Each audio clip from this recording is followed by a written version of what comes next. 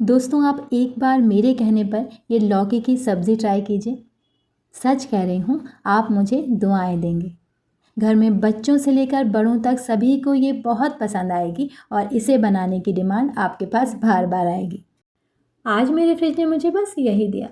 बोला, बहन, मेरे पास 4 दिन पुरानी एक लौकी पड़ी हुई है, 4 झुर्रियाँ पड़ी हुई हरी मिर्चियाँ हैं, कुछ मुरझाई हुई हरी धनिया और गिन के 4 टमाटर। मैंने कहा कोई बात नहीं, इससे ही एक ऐसी रेसिपी बनाऊंगी कि सब उंगलियां चाटते रह जाएंगे।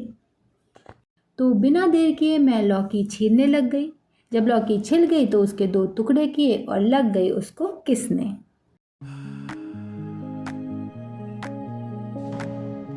यहाँ लौकी पूरी तरह से मस्त लच्छेदार हो चुकी थी। अब टाइम था लौकी का पानी निकालने का। तो एक एक बंच हाथ में लेकर लौकी का मैं रस निचोड़ते चली गई। ये रस बहुत काम की चीज़ है दोस्तों, या तो इसे सब्ज़ी में यूज़ कर लीजिए या इसका आटा मार लीजिए। पूरा रस निचोड़ने के बाद लौकी कुछ इस तरह से हो गई। अब लौकी को रखा एक साइड में और बाकी सब्जियों को चॉप करना शुरू कर दिया। सबसे पहले हरी धनिया काटी और उसके बाद 2 हरी मिर्चियाँ बारीक काट ली।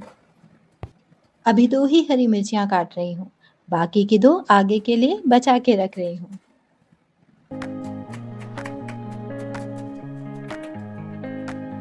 अब इस हरी धनिया और हरी मिर्च को लौकी में डाल दिया।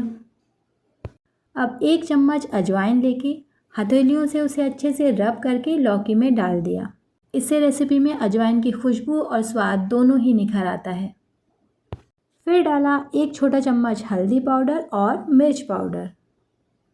अब डाल दिया 1/3 कप बेसन और स्वाद के अनुसार नमक।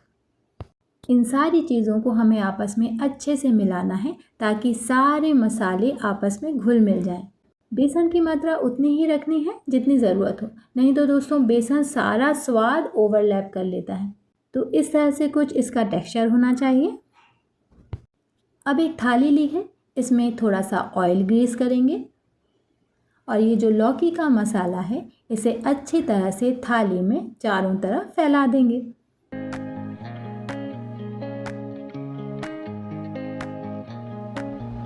अच्छे से फैला देने के बाद एक फ्लैट स्पैचुला या कटोरी से इसे इवन सरफेस कर देंगे। भाई सामान अच्छा भी तो दिखना चाहिए दोस्तों। अब एक स्टीमर में 2 गिलास पानी डालेंगे और इसे 15 मिनट तक स्टीम होने देंगे मीडियम फ्लेम पर। इस दरमियान टमाटर का भी ट्रीटमेंट कर लेते हैं दोस्तों।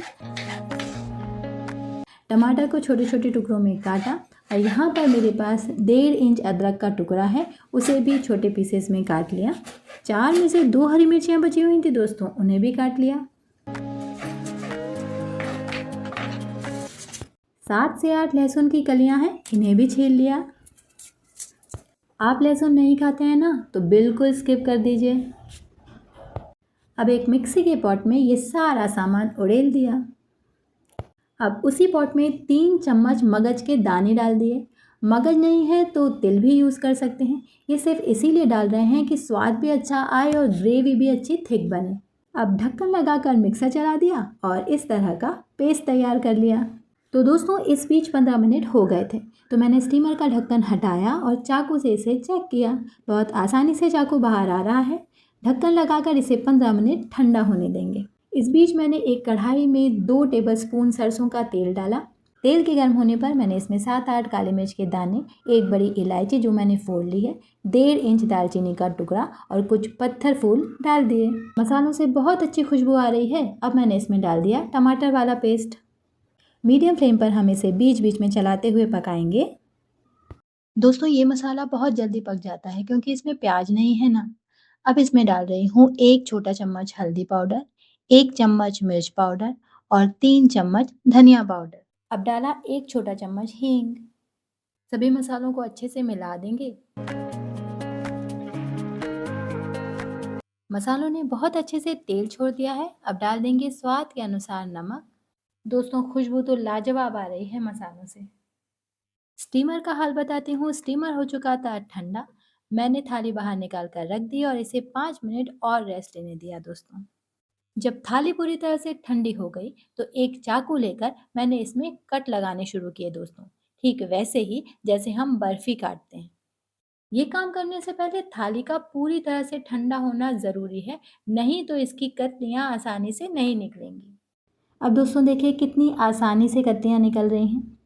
बिल्कुल अच्छे से पक गई हैं, इन शेप हैं और बहुत ही सॉफ्ट हैं। इनका स्वाद गज़ब का होता है। आप इन्हें ऐसे ही तड़का लगाकर भी खा सकते हैं। इसी तरह से सारी कतलियाँ बड़े आसानी से निकाल लूँगी। आप इन कतलियों को स्टोर करके भी फ्रिज में रख सकते हैं, 3 से 4 दिन तक ये आराम से चल जाएंगी। अब एक पैन को मैंने आंच पर चढ़ा दिया है दोस्तों, उसमें हल्का सा तेल ग्रीस कर रही हूँ। अब इसमें एक एक करके ये सारी कतलियाँ रखती चली जाऊँगी। कतलियों को हमें अच्छा गोल्डन होने तक सेकना है दोस्तों। ऐसे तो बिना सेके भी कतलियों की सब्ज़ी बनाई जा सकती है, लेकिन सेक के खाएँगे ना तो ना एक अच्छा सा स्वाद और सौंधापन जो आता है ना, उस सब्ज़ी का टेक्सचर अलग ही कर देता है। दोस्तों एक और डिश इस कतली की बन सकती है। राई, करी पत्ता, तेल, हरी मिर्ची डालकर इस कतली को फ्राई कर लेंगे ना तो एक बहुत ही प्यारा और टेस्टी स्नैक बनकर तैयार हो जाएगा। कतलियाँ दोनों साइड से बहुत अच्छे से गोल्डन हो चुकी हैं दोस्तों। थोड़ी सी कतली दोस्तों मैं इसमें से निकाल कर फ्रिज में रख रही हूँ। आप चाहें तो सिकी हुई या बिना सिकी कतली भी स्टोर करके रख सकते हैं 3 से 4 दिन के लिए फ्रिज में। वापस चलते हैं अपनी सब्जी की तरफ। बिल्कुल बढ़िया से पक चुकी है। यहाँ पर मैं डाल रही हूँ 1 छोटा चम्मच गरम मसाला। कुछ सेकंड तक सौते करें, भीनी भीनी खुशबू आने लगे गरम मसाले की। अब यहाँ पर मैंने गरम पानी करके रखा है, करीब 2.5 गिलास गरम पानी इसमें डाल देंगे। सब्ज़ी में बहुत जल्दी उबाल आ जाएगा क्योंकि गरम पानी डाला था। थोड़ी देर इसे उबलने देना है। ग्रेवी का तेल अच्छे से ऊपर आ गया है। अब इसमें कतलियाँ डाल रही हूँ। इसे हल्के हाथों से हिलाएंगे और इसे ढक कर मीडियम फ्लेम पर करीब 4 मिनट तक पकाएंगे।